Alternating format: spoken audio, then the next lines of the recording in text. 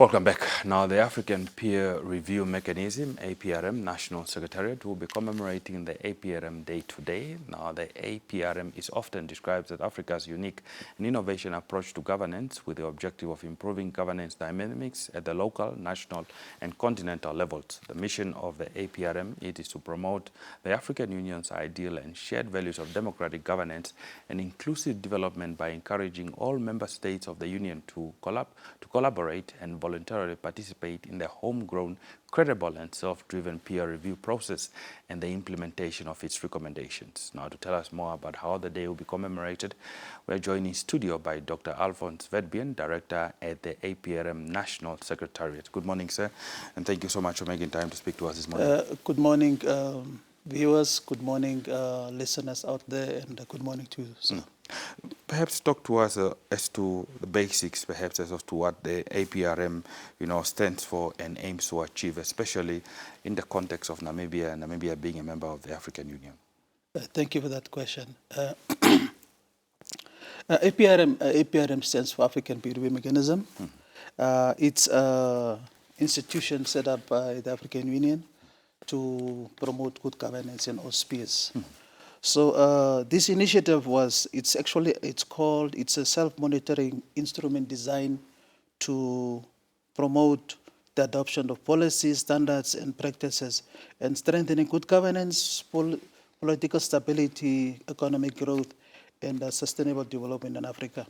The initiative was actually started in 2003, about 23 years ago. And this year we're marking 23 years. It was started by 6 African countries such as Kenya, Ghana, South Africa, and another 3 were founding members. As we are speaking currently, that initiative has grown significantly, whereby we have, out of the 55 African countries today, we have a record of 45 member states that have joined the mechanism. And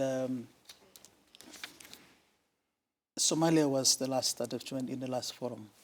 So the ultimate aim of this initiative is for African countries to voluntarily assess itself in terms of the different governance aspects to see what are the things that are working, what are the activities that are not working. Actually, it's more about what is working in Namibia, like peace and stability. We can peer learn and practice with, share the experience with all other African nations that has not been through the states. That is the ultimate aim. Okay. Now, we do also understand that the first progress report on the implementation of the target review report on youth unemployment was presented also not so long ago by the President. We saw the President when she was at the AU also talking about that there are over 700 jobs that have been created through the National Youth Development Fund. Talk to us about what was some of the contents of this report. Okay, now thank you. What I can just maybe before I can go to that one, just to establish is that Namibia has joined the APRM as a 36 member states in 2017. And when we joined the APRM, we did 2 reviews. The first one was on the targeted review report on youth unemployment that was then in 2020, that was in 2019. And a bigger report, which is now the country review report, which was done in 2021. So these reports, initially when they come with what we call the National Plan of Action. The National Plan of Action is actually just recommendations emanating from the reports that have been put into action of different ministries, offices, and agencies that need to implement these recommendations. So the very first thing that come out from the review report, the targeted review report that we did, was there were 6 recommendations that came out from it. But then we, as members of the African Union, of the APRM, we're required to produce progress report in terms of the reports that we produce. How far have we implemented the recommendations of the reports that we received? So based on that, we prepared the first progress report that the President, as you rightly said, presented. But the findings of the report, I must first maybe just quickly take you through the findings before we can report progress. The youth report findings, first and foremost, the first finding was saying that Namibian youth, the youth programs are scattered. Every ministry, office, and agency has small or something to do with youth activities. The second recommendation, the second findings was saying that the issues of youth in agriculture youth do not want to involve themselves into agricultural jobs. They want to involve in more blue-collar, white-collar jobs. The third and most critical one was that there's a mismatch between what the industry requires and what the institution pilotings are producing, making a high rate of youth graduating, but they cannot find jobs. And to add to that was that most of the youth, when they complete their studies, they are required to produce some kind of experience in different fields. So they do not have that required fields. So the recommendation, in a nutshell, was also saying, the last one also saying that we are rich of nature resources, but we need to preserve some of the nature resources for the future youth. So that's why the issue of the Welwitschia Fund, the establishment of Welwitschia comes into that. So when the president presented the first review report at the PSN, mind you, we are the only country in Africa that has produced a report on youth issues, but it affects the whole of the African continent. So the president reported on 4 key issues. The first one also, internship, that I've indicated in saying that youth graduate, but they do not have the job experience.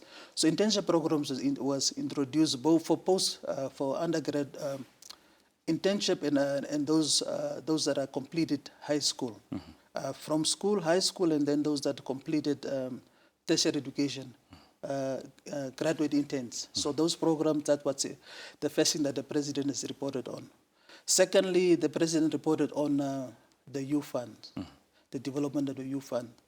And the youth fund initially was started with 500 million.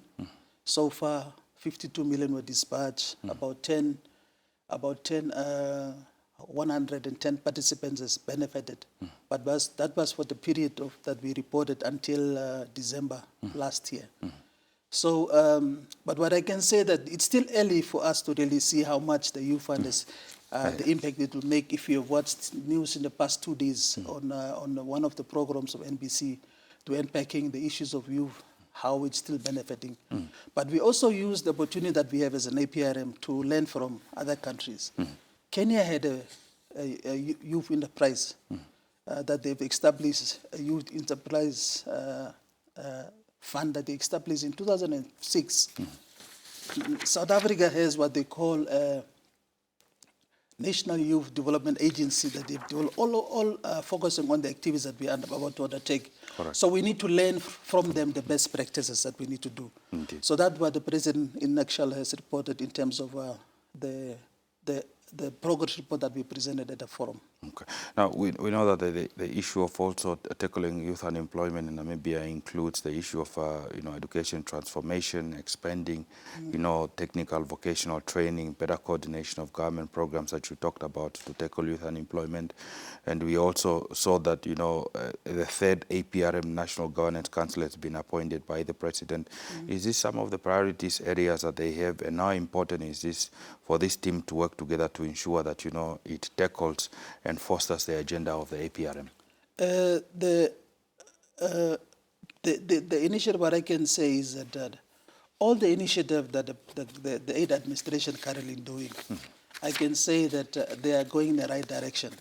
Because all the recommendations from the review report that I've indicated has been taken and made policy issues in aid administration. Issues of creative industry, issues of youth in agriculture, the issues of the sovereign wealth fund that I've indicated previously. So what we just need to do, we are on the right track, but it's still not enough. The youth fund, the impact, we can't see it now. There's still a lot that we need to do to see. From the discussion that I followed through, it says that the youth in the urban areas are at the advantage. But those in the rural area, how do you get to them? How do you make sure that they benefit from these programs? So the president has appointed the third governance council with the aim of further strengthening the work that we have done so far.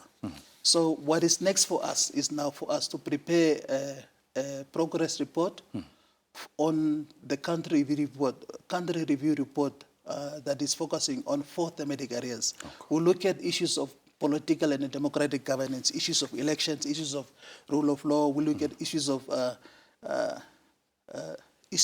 freedom of expression, so on. From the time that we produce a report, how far have we far in terms of that? And then we look at issues of economic governance and management. We want to see the nature resources that we have. How does it boil down to the person on the street? How do they benefit from them? Issues of corporate social responsibilities. How do the mining industries plow back to the community and make sure that what they are, the gains that they have is also for the benefit of the local community.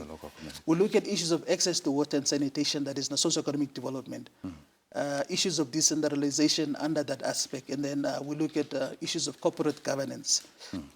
So we will do a progress report in preparation, because by 2025, by 2027, 2028, we will do what we call a second generation review, which will now cover aspects which were not previously covered, because the APRM added 2 thematic areas. In 2021, we added an area of state resilience to shocks and disasters, just to prepare a country how you can be able to stand forth on your feet and continue activities if something like COVID strikes again. Namibia is a country which is arid and almost, if you are not flooded, we have drought. So how ready should we do? How policies should be developed to cover those aspects? And then we are moving in the 4th industrialization. AI is taking over. E-governance is a 6th thematic area that has been introduced by the APRM. So we focused on transition from paperless and issues that go with governance of on the softer spot. The softer spot. Yes. Unfortunately, we are running out of time. Let's talk about the commemoration of the APRM Day. What are some of the activities lined up? Is there still space for those that do wish to participate? What time is the event starting? Where is it taking place? For this year, we have not really planned anything specific, but there's going to be a press release after this one. But for next year, we are going to have a bigger event where we'll be commemorating the 24th APRM. We are planning activities like also Run for Good Governance, just to keep, because that's one of the platforms that you have a lot of people at crowds, and then we can come up the details on how we can do that. But for this year, the public can follow us on our media space. So our Instagram, our Facebook, our Twitter account, and on our website to see what are the programs that are lined up for today. What are the programs lined up for today? Well, Dr. Alfons Witbeen, thank you so much for making time to speak to us this morning, and all the best with the commemoration of the APRM Day. And please continue the work that you're doing. No, thank you very much for the opportunity. Let me just urge the public and the viewers out there that APRM, anything to do with governance, if you don't get the governance architecture in place, nothing else will fall in place. So with that note, thank you very much, and have a pleasant day forward.